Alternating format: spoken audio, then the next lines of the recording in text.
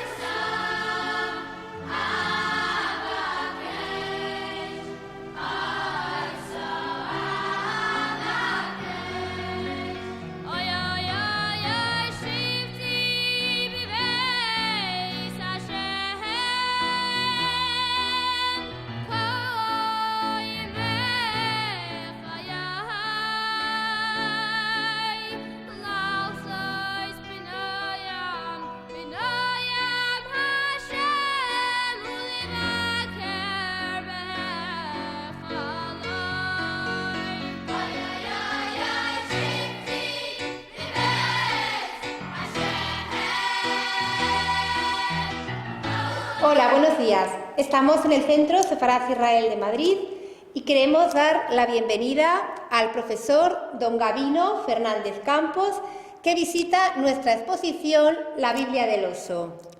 Pues nosotros, como no podía ser menos, agradecemos que tú, María, nos hayas atendido y dado estas palabras. Inmensamente agradecidos al Centro Sefarad Israel y a ti en particular. Y aquí tienes mi tarjeta, el correo electrónico para si necesitas algo. Y esto es una de las editoriales en las que publico. Hay algunos libritos que si te interesara, pues con mucho gusto. Estamos en una exposición que se ha abierto y que precisamente hoy concluye, pero queremos alargar su existencia y facilitar que otros que no están en Madrid puedan verla. Entre los 11 paneles que componen aquí esta exposición sobre la Biblia, estamos detenidos en uno, el número 9, que apunta quiénes arriesgaron su vida por traducir y divulgar la Biblia al idioma común. Bien, pues el primero fue un inglés, Wycliffe. Después, de Praga, Juan Hus. Otro inglés, Tyndall, que hace la traducción primera al inglés, y nosotros vamos a fijarnos principalmente en este recuadro de la parte inferior izquierda. Aquí se recuerda a Casiodoro de Reina y caprichosamente se ha puesto ahí un año que se refiere a la fecha en la que abandona el monasterio de San Isidoro del Campo, que lo vamos a encontrar después en el panel 11, para ir y estar divagando por media Europa en una tarea que tiene en su corazón, y es traducir e imprimir por primera vez desde las lenguas originales, el hebreo, arameo para el Antiguo Testamento y el griego para el Nuevo Testamento, imprimir la primera Biblia al castellano. Eso no lo puede hacer por la oposición del Santo Oficio en España, y así, divagando primero desde España a Ginebra, de Ginebra a Londres, de Londres a Amberes, de Amberes a Frankfurt, de Frankfurt a Basilea, va a completar este trabajo. El fruto de este trabajo, en una edición facsímil, está aquí.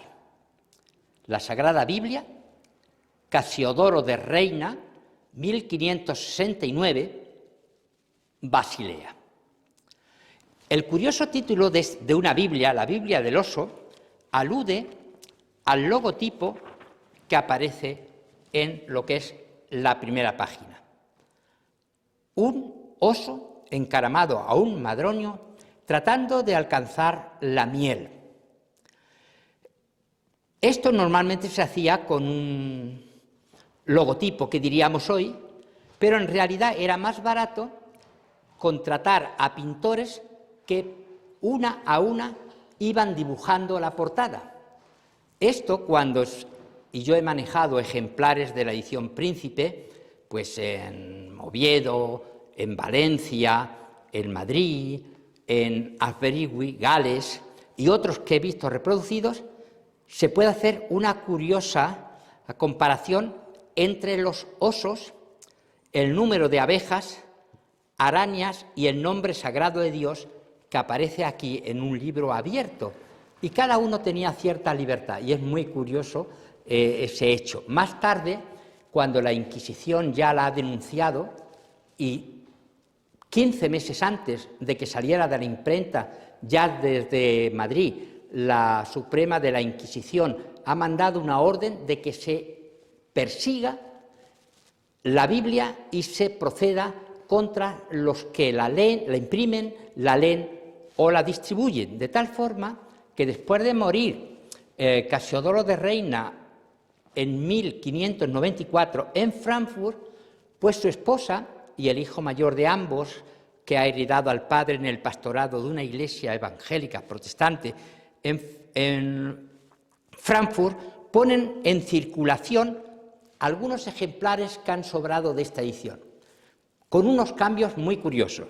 El oso ha desaparecido porque hasta un analfabeto podía denunciar que está circulando una Biblia que está prohibida, y debajo se ha cambiado la fecha, manteniendo la numeración romana, donde en vez de 1569 pone, por ejemplo, 1602, 1620, así confundiendo y engañando a historiadores que han hablado de distintas ediciones. No, hubo una sola edición terminada, como he dicho, en Basilea.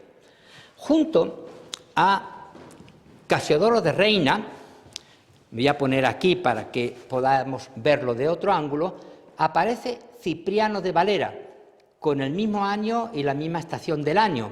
En realidad, yo creo que fue julio, pero vamos, eso es peccata minuta, de 1557, cuando desaparecen de un monasterio que vamos a ver después en el, hemos dicho, número 11, sí, en el panel 11. Dice aquí el texto: suceso, huida al extranjero por la Santa Inquisición junto a 11 compañeros, Francisco de Farias, Antonio del Corro, Peregrino de la Paz, Juan de Molina, Casiodoro de Reina, Alonso Baptista, Miguel Morillo, Cipriano de Valera, Lope Cortés, Hermano de León, Francisco de la Puerta y Bartolomé Gómez. Razón: creencias y traducción de la Biblia al castellano. Completa este panel la historia, en la que no nos vamos a detener, claro, de la traducción de la Biblia al inglés, representada aquí por Juan Wycliffe, 1382, William Tyndale, 1536, y aquí en francés, de Olivetan. A Casiodoro de Reina aparece un paisano, un antiguo fraile de San Isidoro del Campo como él, uno que nació en lo que es hoy el sur de Extremadura, en Fregenal de la Sierra, Cipriano de Valera, que estaba de profesor en la Universidad de Cambridge y que hizo una revisión de la Biblia del Oso. Este facsímil da el crédito. Por un lado aparece el logotipo de la portada, el nombre de Cipriano de Valera al pie del lomo y el año 1602. Vamos a abrir este ejemplar que, con el anteriormente mostrado de la Biblia del Oso, tiene el curioso número de 13, porque es de la edición primera del facsímil, pero que aquí tenemos, aquí se puede ver, el 13 y la portada completa. Todo aparece igual que en la anterior, solo que en la primera, la de Casiodoro de Reina, aparece anónima. Aquí, en esta segunda edición, revista y conferida con los textos hebreos y griegos y con diversas traslaciones, aparece el nombre de por Cipriano de Valera. Al pie se reproduce el profeta Isaías, capítulo 40 y verso 8, que aparece como la palabra de Dios permanece para siempre. Aquí ha habido una modificación en la portada. No aparece en hebreo, como ocurre en la Biblia del Oso, y allí no aparece el pie de imprenta, y aquí sí, en Ámsterdam, en casa de Lorenzo Jacobi, en el año 1602. Esta Biblia ha seguido revisándose para actualizar el lenguaje hasta nuestros días. La última es la que se llama Reina Valera, refiriéndose a Casiodoro y a Cipriano, 2020, es decir, el año en el que se publicó esta revisión. Con una diferencia, hay que decirlo, tanto en la Biblia del Oso como en esta revisión de Cipriano de Valera se reproducen los libros apócrifos. En la del Oso, en el orden de la Vulgata, pero aquí aparece ya la división tradicional protestante. Los libros apócrifos aparecen entre el Antiguo y el Nuevo Testamento. Aquí tenemos otros compañeros que han sufrido, como ya hemos comentado, y nos faltaba hacer la referencia a esta sombra, que al no conocer ningún retrato de Julián Hernández, que fue quemado vivo por la Inquisición el 22 de diciembre de 1560, por el delito de haber traído libros de teología protestante y el Nuevo Testamento, traducción y comentario a la epístola a los romanos y a la primera a Corintios, que había editado Juan Pérez de Pineda en Ginebra. Tampoco tenemos ningún retrato, esa es la verdad, de Cipriano de Valera. Aquí está otro personaje de la historia bíblica española. Esta es una edición facsímil reciente con su autógrafo Francisco Diander, que fue un nombre falso para camuflarse, y es el Nuevo Testamento de Francisco de Encinas, que nació en Burgos en 1520 y va a morir de la peste en Estrasburgo. Aquí aparece la portada original de este Nuevo Testamento, que es esta, aquí, para que se pueda leer más cómodamente. Aquí está.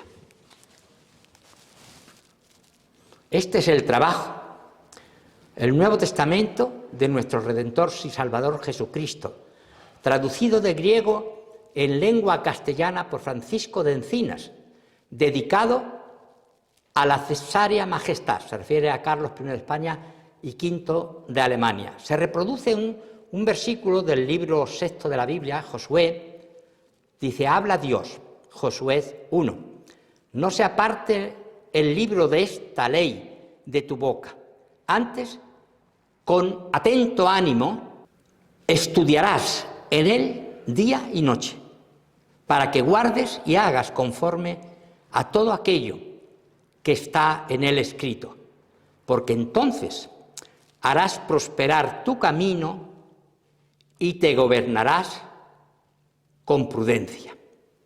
Y en letras romanas, la numeración de 1543. Hay un comentario que es necesario hacer de este trabajo. Como había hecho Casiodoro de Reina, partió, en este caso, del griego original y publicó esto, como ya se dice, el año 1543. Comparado, y ahora vamos a ver la diferencia de los con traductores católicos romanos, que se hizo del original y se hizo justo 400 años antes de cuando el Vaticano autorizó, que fue en 1943, que se podían hacer las traducciones de los libros sagrados desde sus originales. Esto es un dato que quería poner de relieve. Hoy, con esta edición, hemos recuperado una joya de la literatura del mejor tiempo de la lengua castellana, como le gustaba decir a Marcelino Menéndez y Pelayo. Vamos a comentar brevemente el contenido completo antes de centrarnos en las traducciones católicas más recientes. Traducciones al castellano posteriores a la Biblia del Oso. El primer recuadro, en realidad, reproduce la portada de la primera traducción de los judíos al castellano, claro, hecha solo o relativo al Antiguo Testamento, que podemos llamar igualmente Biblia, porque Biblia es una palabra de origen fenicio, que significa libros, y el Antiguo Testamento tiene 39 libros, de ahí que ellos hablen de Biblia cuando se están refiriendo solamente a la primera parte, Antiguo Testamento, de la Biblia cristiana, a la que se ha añadido el Nuevo Testamento. Una cosa simpática y muy emotiva es que esto es un trabajo, la traducción es de la época medieval, pero cuando llega a la imprenta lo hace con la protección del duque de Ferrara en Italia, por judíos sefardíes, judíos que han salido de España. Y en el profeta Abdías, que es un profeta de que tiene solamente un capítulo, allí, en vez de poner, como en todas las demás traducciones castellanas o no, que hace referencia a España, realmente se utiliza la palabra sefarad, que es en hebreo como denominaban los judíos a España. Ellos están en el exilio, añoran su tierra, el sepulcro de sus familias y lamentan las pérdidas económicas, pero tienen tanto cariño a ese lugar donde los reyes católicos les han expulsado, que quieren mantener en su Biblia la palabra España. Es verdad que en el Nuevo Testamento aparece también la palabra España en un escrito del apóstol Pablo. Bien, aquí esta es la portada de este Nuevo Testamento de Francisco de Encinas, y aquí está la impresión primera que se hizo del Nuevo Testamento griego con traducción latina de Erasmo, que es el original griego que utilizó aquí el traductor.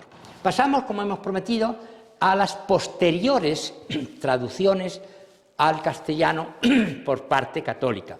Aquí está la del Cío de San Miguel, que es a finales del siglo XVIII, que se produce en Valencia, 10 gruesos volúmenes con el texto de la Vulgata, con la traducción castellana de Felipe Cío de San Miguel, obispo de Segovia, y también con notas. A su lado aparece la Sagrada Biblia de Félix Torres Amat.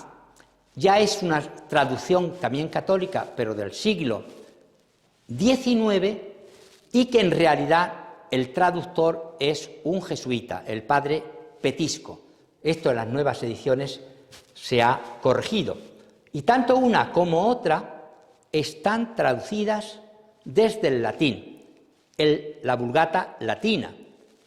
Es una traducción del siglo IV, aunque ya en latín hay una traducción, la Vetus Hispana, que es del siglo II.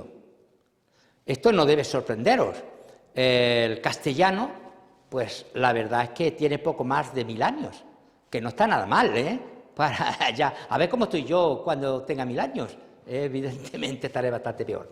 Bien, pero es que eso, como les gusta decir a los italianos, cada traducción es una traición.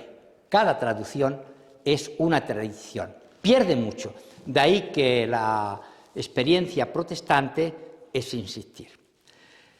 Se conoce poco que, curiosamente, esta versión de Cío de San Miguel completa de la Biblia, pero no en 10 volúmenes, o otra edición que hay de esta en 20, que no facilitaba la compra ni el manejo.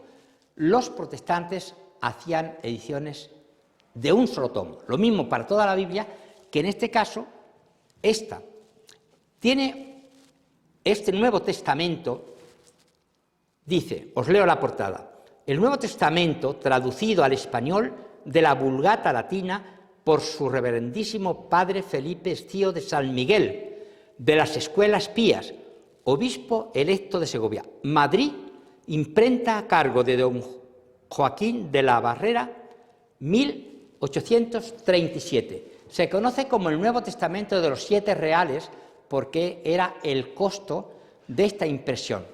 Y esta copia es una de las que distribuyó un representante de la Sociedad Bíblica Británica Extranjera en España, que vivió 4 años aquí en España y que publicó 2 deliciosos libros, La Biblia en España y Los gitanos españoles, que tenemos en castellano muy tardíamente, hasta el año 1920, no se publicaron en la lengua de Castilla, gracias a una bellísima traducción de Manuel Azaña, cuando estaba como presidente del Ateneo, bien cerquita de aquí, y que, por supuesto, sabéis que más tarde va a ser el presidente de la Segunda República Española. El nombre de este representante de esa sociedad es Jorge Borro.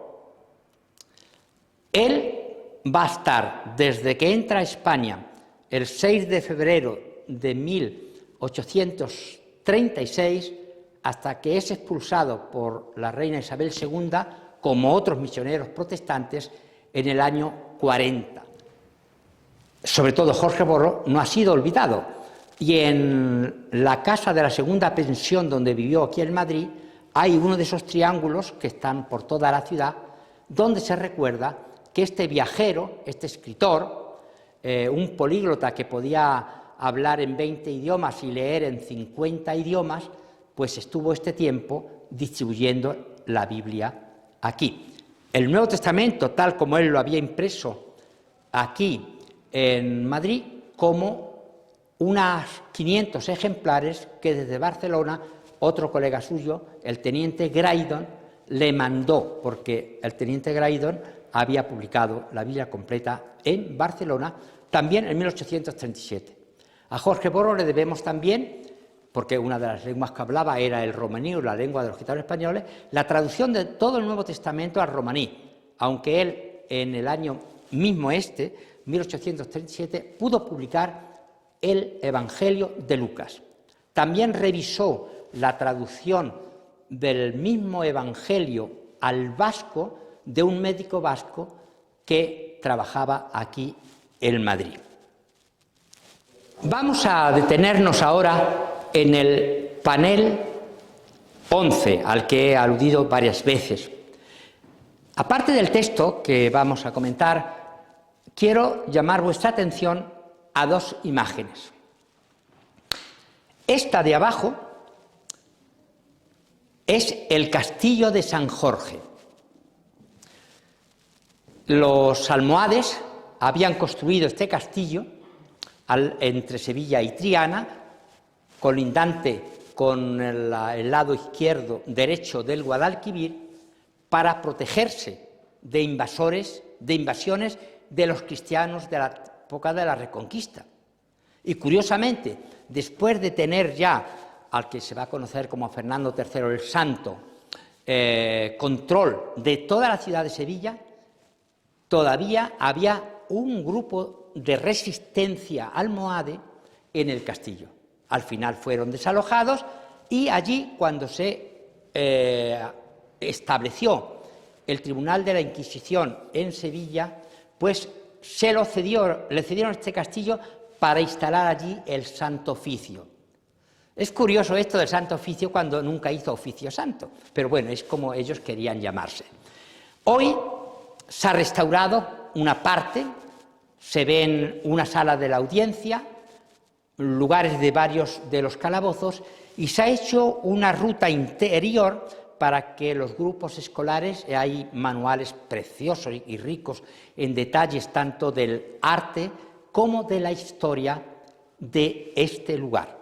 Varios de monjes de aquí, de este otro monasterio, que este fue levantado por Alfonso Guzmán el Bueno, es un premio que por la resistencia que hubo a las invasiones del episodio de Tarifa, que los que les interesa la historia española la conocen bien, pues le permitieron levantar este monasterio que inicialmente fue ocupado por benedictinos y más tarde por jerónimos. Bien, pues de este monasterio varios pasaron aquí. Otros que habían huido, como ya apuntábamos, el caso de Casiodoro de Reina o de Cipriano de Valera, aquí fueron procesados y fueron condenados a muerte. Pero claro, ellos habían puesto terreno por medio. Estaban en Centro Europa, en países donde la Reforma había establecido la libertad religiosa. Y aunque les garantizaban una calurosa bienvenida, ya que, como hace la justicia hoy, se proclama un edicto para que regresen al país de donde salieron para juzgarlo, pues no quisieron venir. Y sí hicieron un monigote, una estatua, representando a Casiodoro de Reina, a Cipriano de Valera y a otros, a varias mujeres, las hicieron desfilar por las calles de Sevilla, y a vivos y a muertos los sentenciaban. Hay un cuadro que se recuerda a este hecho y que está reproducido en el panel que después vais a ver con más detalles, el panel número 8. Terminamos aquí con el mismo texto que asumimos totalmente que los organizadores, Centro Sefarad Israel, y la Biblia y su traducción, para despedir a los visitantes de esta exposición. Un libro que vale la pena examinar. La Biblia es, con mucho, el libro de mayor distribución de la historia. Como hemos podido ver en esta exposición, a lo largo de los siglos personas de todas las culturas y épocas han arriesgado su vida e incluso han sido ejecutadas por traducir y hacerla accesible a la gente común. ¿Ha leído usted esta extraordinaria obra? ¿Ha leído usted esta extraordinaria obra? Si lo quiere hacer, estamos a su disposición para hacerle llegar este libro, donde nos habla del amor que Dios tiene para con todo el mundo. Tanto que, como mismo dice el evangelista San Juan, de tal manera amó Dios al cosmos, porque esta es la palabra en el original, de tal manera amó Dios al cosmos que ha dado a su Hijo unigénito para que todo aquel que en Él crea no se pierda y tenga vida eterna.